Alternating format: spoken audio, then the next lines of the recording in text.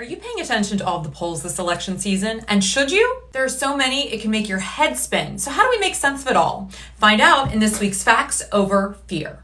Since there's no way to know who will win the White House in November, the only way to get an idea of where the race is to poll people. But polls are not predictions, and they're simply a snapshot of public opinion, which is why they often change weekly. Take Pennsylvania, for example. There's 538's polling for the last few weeks. Now, look up and down the page, specifically at the far right, and you'll see how things change. 538 is just one group that takes all recent polling and comes up with an average. A poll of polls, if you will. Now, the average poll in Pennsylvania has Kamala Harris leading Donald Trump by 1.3%, which is basically a tie.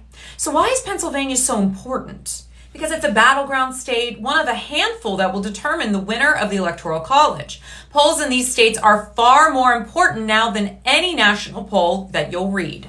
Also more important, checking to see if these pollsters are talking to likely voters, not just registered ones. And watch out for the poll's margin of error. The bigger the margin, the less reliable the results. So what can you do to turn down the noise of the constant polls? Take them with a grain of salt and register to vote. The last day to do so here in Pennsylvania is October 21st, because your vote matters more than any poll ever will. And that, my friends, is a fact.